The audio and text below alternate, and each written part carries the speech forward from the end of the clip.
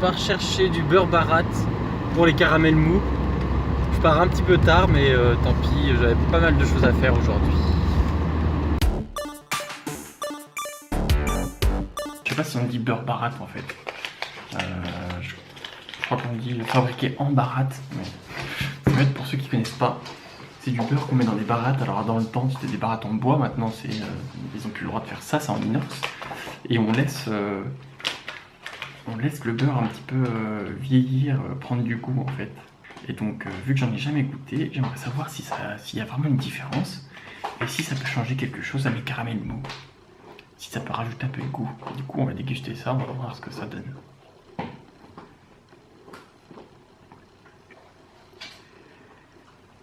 Oui, il est très bon.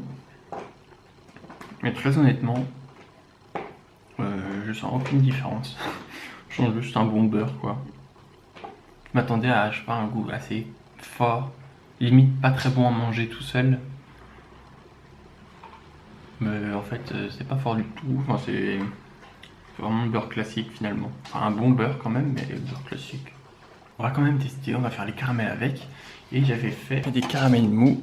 Donc ça c'est une boîte que j'ai reçue, que ma modératrice Ange, en fait elle m'a envoyé des bonbons. Je vous montrerai dans un vlog, elle m'a envoyé plein de bonbons. Donc j'ai gardé la boîte et j'ai mis les caramels mous que j'avais fait il y a quelques temps. Donc je vais tester et on goûtera voir la différence. Je vous présente la petite cuisine dans laquelle on va faire nos petits tests de bonbons. Donc je vous ai mis un petit éclairage pour qu'on voit un petit peu mieux, que l'éclairage soit meilleur. Donc voilà, c'est vraiment une toute petite kitchenette en fait, où j'ai juste mis devant un meuble. Alors ça c'est un meuble d'atelier qu'on peut trouver dans les magasins de bricolage. Et avec dedans des caisses en bois, parce que j'adore les caisses en bois. Et comme ça je mets tous mes trucs dedans, voilà. Tac. Et ça c'est un meuble qu'on m'a donné, en métal, il faudrait que je le repeigne en fait. Voilà, c'était dans un atelier. Donc moi j'utilise comme ça, il faudrait que je le repeigne et que je mette des petites poignées. Et comme ça tout ce qui est bouteilles, huile et tout ça, je mets ça dans une caisse à vin en fait. J'en ai une autre qui est là-bas. Alors je suis désolé, il y a mon linge de travail qui est en train de sécher. Les croquettes énormes de Lola que je sais pas quoi en foutre. Je sais pas où les mettre. Donc voilà. Donc nous c'est ici dans cette petite kitchenette qu'on va cuire nos caramels. J'ai aussi mon petit carnet de tests de bonbons. Voilà, où je fais plein de tests. Alors je vous montre très vite fait. Voilà, vous allez rien voir, mais c'est normal parce que c'est des recettes qui sont secrètes. Donc j'utilise toujours des casseroles en cuivre pour les bonbons. Ça permet d'avoir une chaleur qui soit bien répartie, bien homogène. Et apparemment ça chaufferait plus vite. Habituellement j'utilise pas cette recette, mais là ça me permet de contrôler la couleur. Du coup je vais en profiter pour faire une couleur un peu plus sombre que j'avais fait précédemment. Là j'utilise du sucre en morceaux parce que j'ai que ça, mais habituellement on utilise du sucre en poudre. C'est plus simple. Là du coup je vais devoir attendre que ça se dissout. J'utilise le miel d'un producteur local sur Dijon. On appelle ce genre de miel des polyfloraux parce que c'est un miel qui est élaboré avec beaucoup de fleurs différentes. Du coup ce sont souvent des miels qui sont très prononcés en goût, donc ce sera parfait pour nos caramels.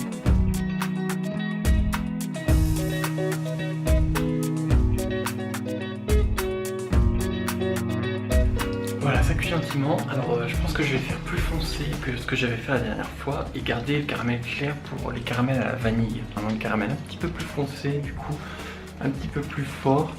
Et on va voir si le beurre change quelque chose. Mais je doute, hein. Franchement je pense pas que ça valu le coup de s'embêter avec un beurre fait en baratte.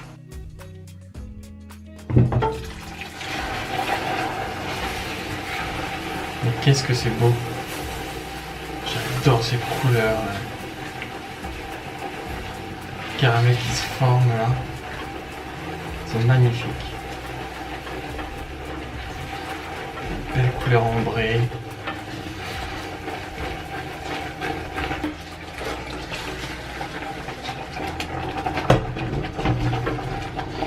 Alors, on n'est pas obligé d'ajouter du miel dedans. Moi je le fais, c'est juste pour rajouter un peu de goût. C'est parce que j'adore le miel.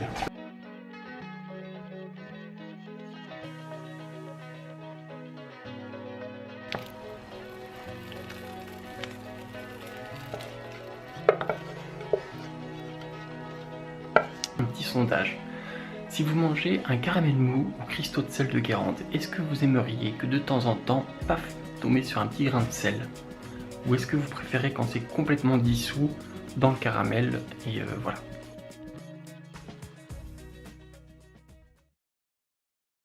Je vous avais dit que je ferais des petites fiches techniques pour apprendre à faire des pièces toutes simples aux gens qui voudraient commencer le sucre soufflé. Du coup, je vais faire les croquis de la première pièce qui sera donc en fiche technique.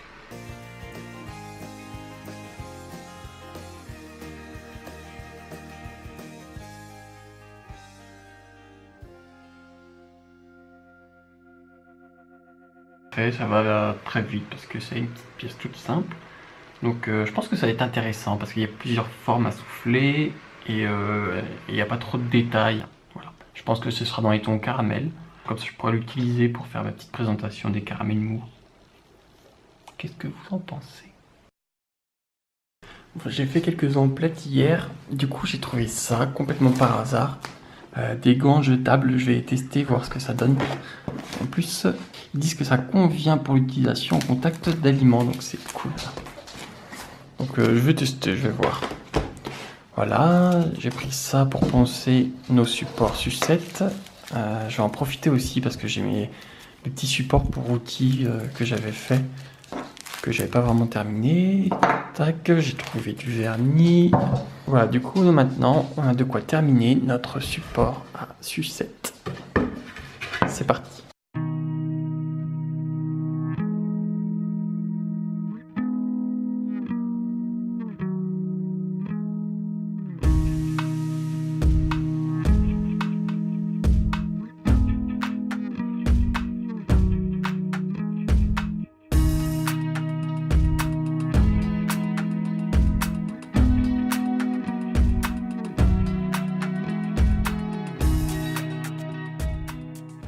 Et le soir, je suis en train de monter le vlog. Je pense qu'on va s'arrêter là, sinon ça va faire trop long.